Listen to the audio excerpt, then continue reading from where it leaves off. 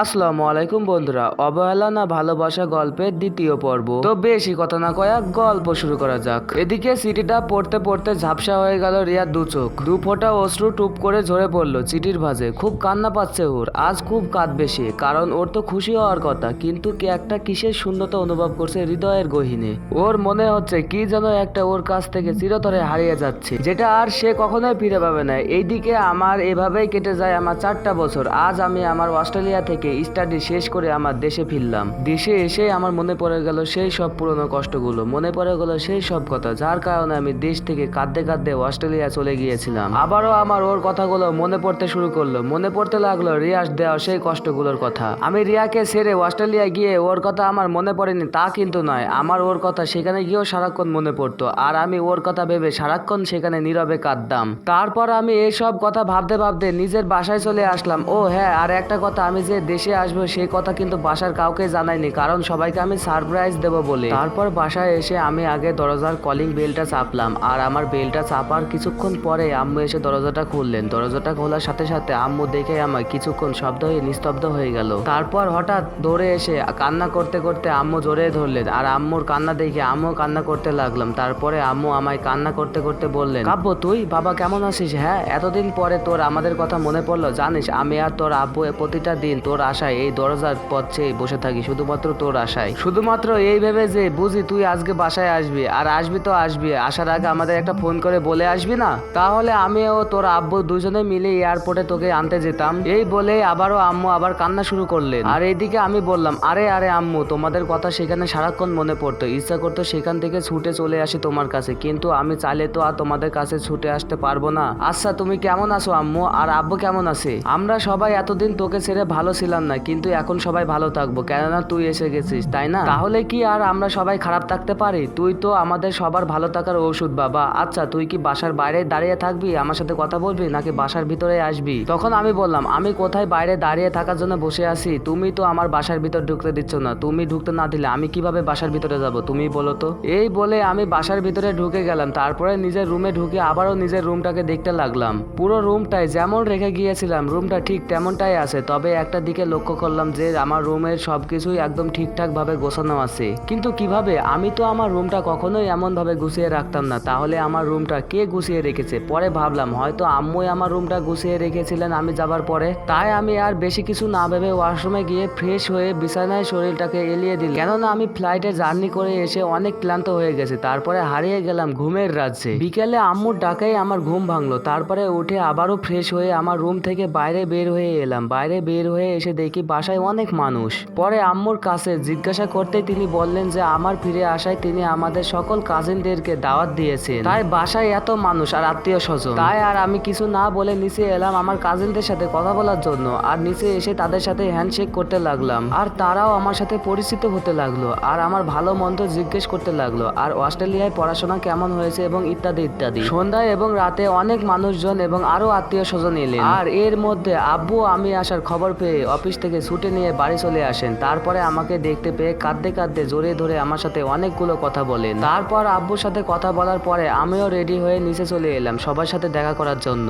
ও হ্যাঁ, আপনাদেরকে এটা জানিয়ে রাখি যে এখন আমি আর আগের মতো সেই বোকা খ্যাত মার্কা স্টাইলে থাকি না। সেখানে গিয়ে নিজেকে অনেক চেঞ্জ করেছি এবং চেঞ্জ করে ফেলেছি নিজের সবকিছু। এখন আর কেউ আমাকে বোকা খ্যাত বলতে পারে না। এখন আমাকে যেই দেখে তারা সবাই আমার সাথে কথা বলতে আসে, তবে বিশেষ করে মেয়েরা, তারা এখন আমাকে দেখলে নিজে থেকে আমার সাথে কথা বলতে আসে। তো আমি নিচে এসে দেখে আমার সব কাজিনরা সবাই চলে এসেছে, আর তাদের মাঝে হঠাৎ দেখলাম যে আম্মুর বান্ধবী মানে রিয়ার আম্মু, আঙ্কেল আন্টিরাও চলে এসেছেন, আর তাদের সাথে রিয়াও আছে। তবে ওকে দেখে মনে হচ্ছিল ওর মনটা আজকে অনেক খুশি। যাক, আমার এত বেশি কিছু ভেবে এত কাজ নেই, তাই আমি এত কিছু না ভেবে তাদের সাথে দেখা করতে চলে গেলাম। আমি সোজা তাদের সামনে গিয়ে বললাম, আঙ্কেল আন্টি আসসালামু আলাইকুম, কেমন আছেন আপনারা? আমাকে তো ভুলেই গেলেন, আসার পর একটিবারও আমার সাথে দেখাও করলেন না। আর আন্টি বললেন, ওয়ালাইকুম আসসালাম, আমরা সবাই ভালো আছি বাবা, আর আমরা তোমায় ভুলে গেছি নাকি? তুমি আমাদের সবাইকে ভুলে গেছো? হ্যাঁ।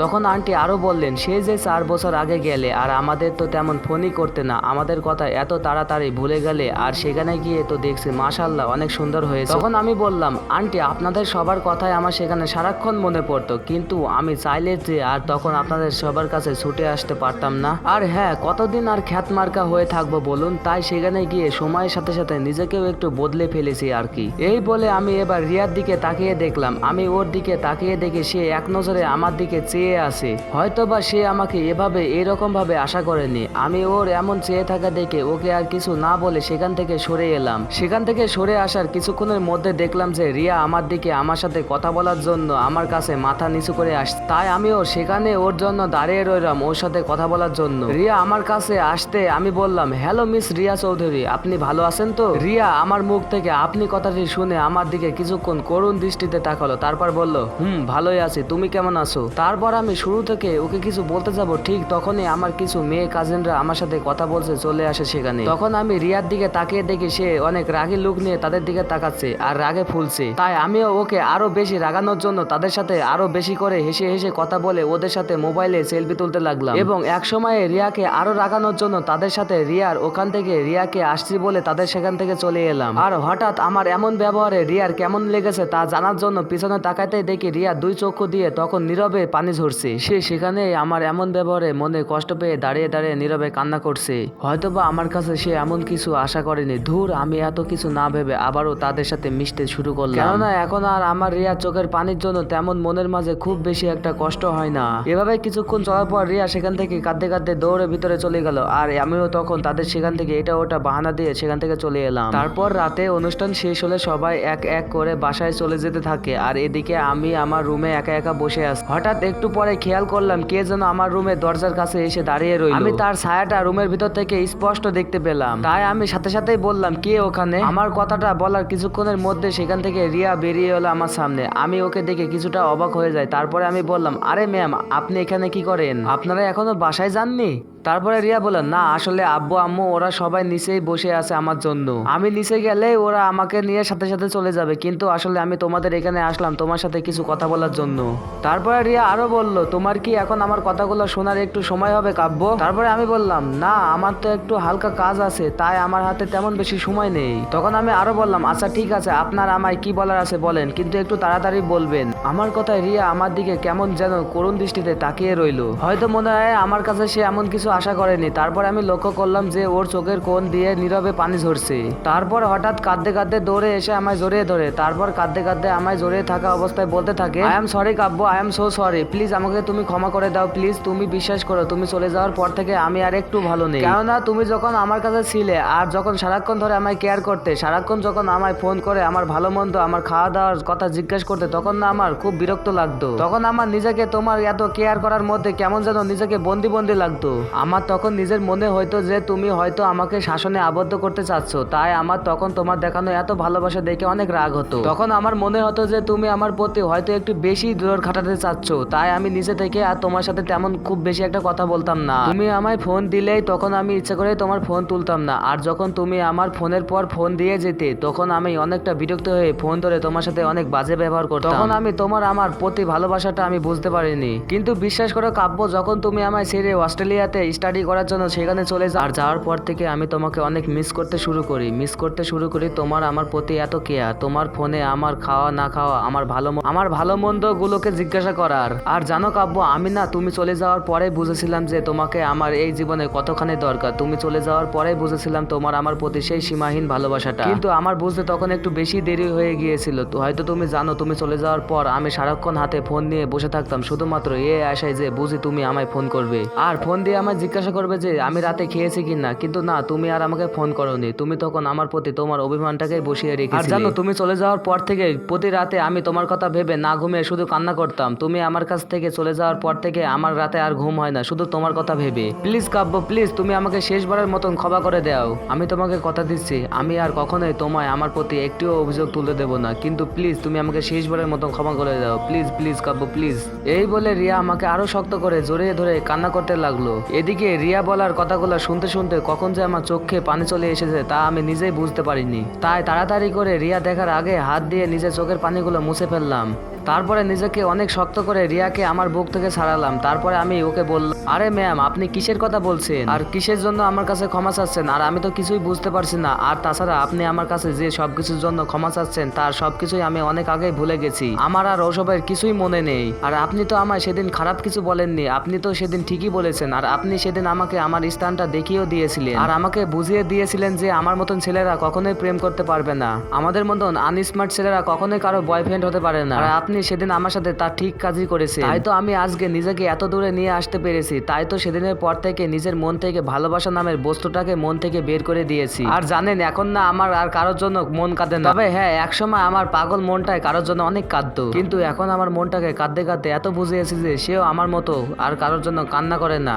এখন আর আমার বুকের ভিতরে কারোর জন্য কোনো অনুভূতির সৃষ্টি হয় না। তাই আমি আর আপনাকে আমার পাশার মনের কাছে ফিরিয়ে নিতে পারবো না। আই এম সো সরি, আমাকে ক্ষমা করবেন। আর আমি আপনাকে আমার জীবনের সাথে জড়াতে পারবো না। আর তাছাড়া আমি এমনি তো আপনার সাথে যাই না, তার চেয়ে বরং আপনি না হয় আপনার মতো কাউকে খুঁজে নিন যে আপনার সাথে মানাবে। কিন্তু আমি আর পারবো না, আমাকে ক্ষমা করবেন। এই বলে আমি আমার রুম থেকে বাইরে বের হয়ে ছাদে চলে এলাম। কেননা আর কিছুক্ষণ যদি আমি ওর সামনে দাঁড়িয়ে থাকতাম তাহলে আমি আর নিজেকে ওর সামনে ধরে রাখতে পারতাম না। তবে আসার সময় রিয়ার দিকে হালকা লক্ষ্য করে দেখেছিলাম সে ওর মাথা নিচু করে নীরবে চোখের পানি ঝরাচ্ছে। ছাদে এসে কিছুক্ষণ পর নিচে তাকিয়ে দেখলাম যে রিয়া ও আঙ্কেল আন্টি তারা সবাই বাসায় চলে যাচ্ছে। তাই আমি আর তাদের দিকে না তাকিয়ে আবারও আমার রুমে চলে এলাম আর রুমে এসে ঘুমিয়ে পড়লাম। সকালে আম্মু এসে আমায় ডাক দিয়ে আমার ঘুম ভাঙিয়ে যান। তাই আমিও উঠে ফ্রেশ হয়ে নিচে চলে এলাম সকালে নাস্তা করার জন্য। নিচে এসে দেখি যে আব্বু আম্মু সবাই আমার জন্য অপেক্ষা করছে। তাই তাড়াতাড়ি করে নিচে এসে আগের নাস্তার টেবিলে বসে পড়লাম। আমিও নাস্তা করতে করতে আম্মু বলল, বাবা কাব্য তুই আজ একটু নাস্তা করার পর একটু স্টেশনে যাস তো আব্বু, কেননা তোর বড় খালার মেয়ে নীলা আজকে আমার বাসায় আসছে। তাই তুই একটু সময় করে একা একা বসে না থেকে স্টেশনে গিয়ে ওকে নিয়ে আসিস। তারপরে আমি বললাম আচ্ছা ঠিক আছে, আমি গিয়ে নীলাকে স্টেশন থেকে বাসায় নিয়ে আসবো। তারপরে আম্মু বললো ঠিক আছে বাবা। তারপর আমি আর তাদের কিছু না বলে নাস্তা করে সোজা স্টেশনের দিকে চলে গেলাম। আর আমি স্টেশনে পৌঁছে গিয়ে দেখি যে আমার বড় খালার মেয়ে নীলা আগে থেকে বসে আছে। তাই আমি আর সেখানে না দাঁড়িয়ে সোজা ওর কাছে চলে গেলাম। আমাকে ও দেখার সাথে সাথে দৌড়ে এসে আমাকে জড়িয়ে ধরলো। আসসালামু আলাইকুম বন্ধুরা, আজকের পর্বটা এই পর্যন্ত রইলো। যদি ভালো লাগে অবশ্যই কমেন্ট করে বলে যাবেন, আর পরের পার্ট লাগলেও বলে যাবেন। ধন্যবাদ আপনাদের।